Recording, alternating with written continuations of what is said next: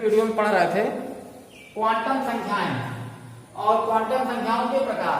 तो क्वांटम संख्या में बताया था आपको कि ऐसी संख्याएं जिनके द्वारा किसी भी परमाणु में इलेक्ट्रॉनों की स्थिति और ऊर्जा की जानकारी प्राप्त की जाती है, उन संख्याओं को हम क्या कहते हैं? क्वांटम संख्या कहते हैं। और क्वांटम संख्या में बताया था मैंने 4 प्रकार की होती है मुख्य क्वांटम संख्या, जो कि पिछले वीडियो में हम लोग पढ़ चुके हैं। दिगंशी क्वांटम संख्या और चुंबकीय क्वांटम संख्या। तो इन तीनों क्वांटम संख्याओं को पिछले वीडियो में हमने पढ़ लिया। अब हमको पढ़ना है यहाँ पर 14 क्वांटम संख्या जो हमारी है वो है चक्रण क्वांटम संख्या। इसको बोलते हैं इंग्लिश में स्पिन क्वांटम नंबर। क्या बोलते हैं? Spin quantum number. तो चक्रण क्वांटम संख्या जो होती है, सबसे पहले इसको ये जान लें कि प्रदर्शित करते हैं स्मॉल एस के द्वारा। स्मॉल एस के द्वारा चक्रण क्वांटम संख्या को हम प्रदर्शित करते हैं, स्मॉल एस के द्वारा प्रदर्शित करते हैं। और ये यहाँ ऑर्बिटल में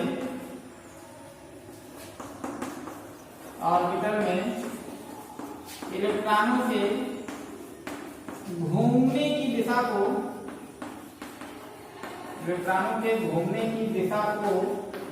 प्रदर्शित करता है।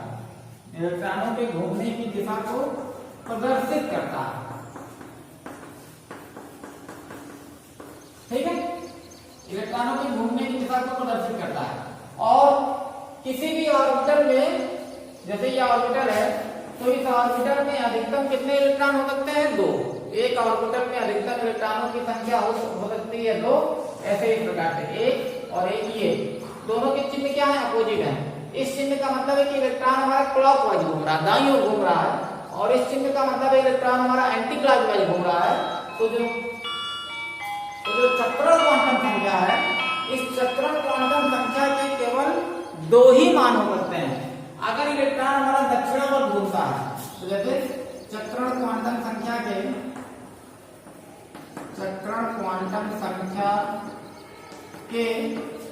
केवल 2 ही मान हो सकते हैं। 2 ही मान हो सकते हैं। पहला, अगर इलेक्ट्रॉन दक्षिणावर्त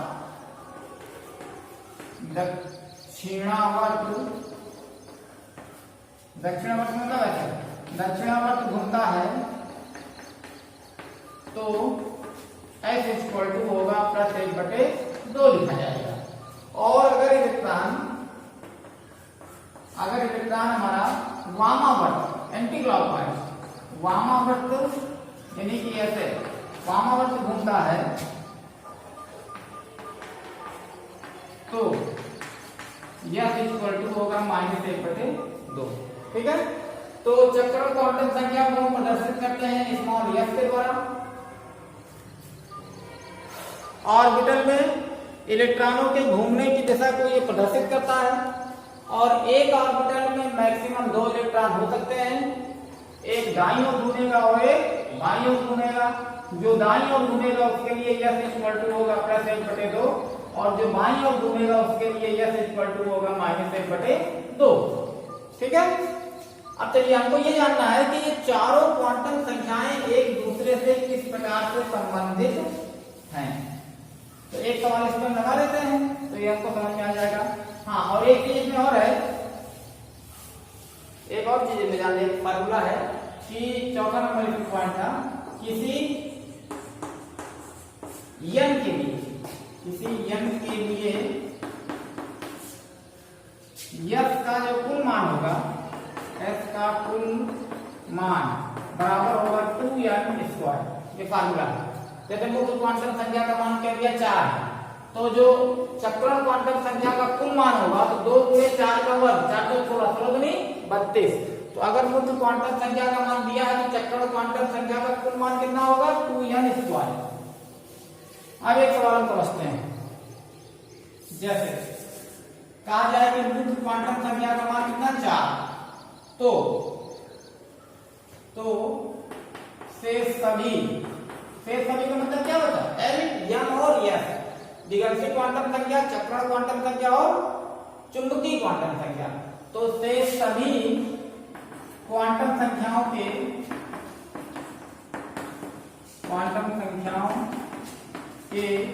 कुल मान एवं संभावित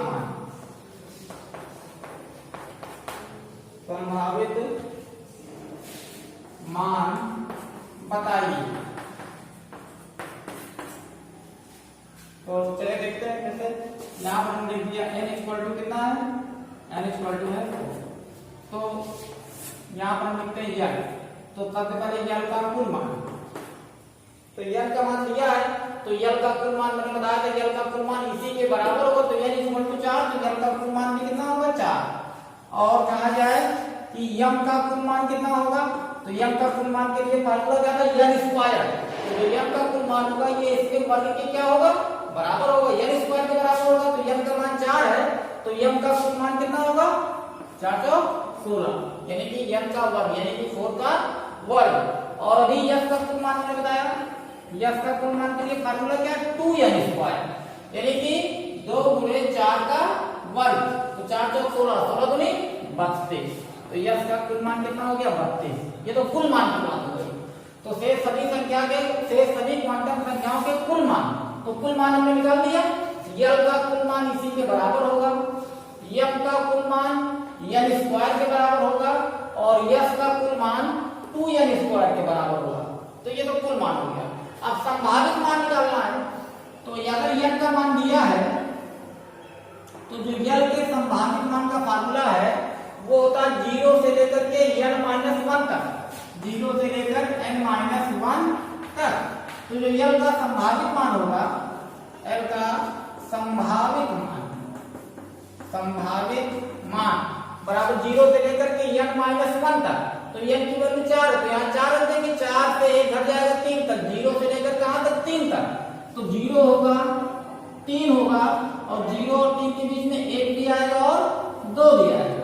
तो l का कुल मान 4 आना चाहिए था। तो 4 मान है 1, 2, 3 और एक ये 4। अब m का कुल मान कितना आना चाहिए 16। तो जो m का संभावित मान है वो l के संभावित मान पर डिपेंड करेगा, ठीक है। m का संभावित मान l के संभावित मान पर डिपेंड करेगा। तो यहां लिखते हैं m का संभावित मान, और फार्मूला क्या होता है, प्लस l से लेकर के माइनस l तक 0 सही, प्लस l से माइनस l तक 0 सही। तो अगर l का मान 0 है तो m का संभावित मान प्लस 0 से लेकर के माइनस 0 तक 0 सही। तो प्लस 0 माइनस 0 कोई मतलब नहीं, तो m का संभावित मान इस 0 के लिए 0 ही होगा। अब अगर m बराबर 1 है तो इसका मतलब प्लस m से लेकर के माइनस l तक 0 सही। तो 1 है तो इसका मतलब प्लस 1 से लेकर के माइनस 1 तक 0 सही। तो प्लस 1 हो गया, 0 हो गया और माइनस 1। अब अगर कहा जाए m बराबर 2 है तो m का संभावित मान तो प्लस 2 से लेकर के माइनस 2 तक 0 सही। तो यहाँ पर plus 2 plus 1 0 minus 1 minus 2, plus 2 से माइनस 2 तक 0 सही हो गया ये। और 3 है तो प्लस 3 से माइनस 3 तक 0 सही। तो plus 3 plus 2 plus 1 0 minus 1 minus 2 minus 3, इसको मिला लें 16 मान आना चाहिए। 16 मान है 1 2 3 4 5 6 7 8 9 10 11 12 13 14 15 16, ठीक है। अब आती है बात यस के संभावित मान की। तो यस का संभावित मान इस पर डिपेंड करेगा। तो अगर l बराबर 0 है तो l बराबर 0 का मतलब कौन सा उत्कोष होगा, यस उत्कोष, ठीक है। l बराबर 0 का मतलब यस उत्कोष, 1 का मतलब p उत्कोष, 2 का मतलब b उत्कोष और 3 का मतलब f उत्कोष। तो ये यस उत्कोष है। तो यस उत्कोष का मतलब यस उत्कोष में 1 ऑर्बिटल बनता है, p उत्कोष में 3 ऑर्बिटल बनते हैं, d उत्कोष में 5 ऑर्बिटल बनते हैं, 1 2 3 4 5। और f उत्कोष में कितने ऑर्बिटल बनेंगे, f उत्कोष में बनेंगे 7 ऑर्बिटल, 1 2 3 4 5 6 और एक ये 7। तो ये ऑर्बिटल की बात हो गई, क्योंकि ये किसको प्रदर्शित करता है, ऑर्बिटल में इलेक्ट्रॉनों के घूमने की दिशा को। और एक ऑर्बिटल में मैक्सिमम कितना इलेक्ट्रॉन रहेगा, 2। तो यहाँ यहाँ एक ऑर्बिटल है, तो ऐसे 2 इलेक्ट्रॉन बनेगा, एक दाईं ओर और एक बाईं ओर। तो इसके लिए +1/2, इसके लिए -1/2। इसी प्रकार से यहाँ पर भी 2 इलेक्ट्रॉन रहेंगे एक ऑर्बिटल में, क्योंकि 3 ऑर्बिटल है। तो 3 सीधे घूम रहे हैं, +1/2, 3 उल्टे घूम रहे हैं, -1/2। 5 ऑर्बिटल है तो इलेक्ट्रॉन कितने होंगे, 1 में 2 तो 5 में कितना होगा, 10। ये ऐसे 7 ऑर्बिटल है तो कितने होंगे, 7 दूनी 14।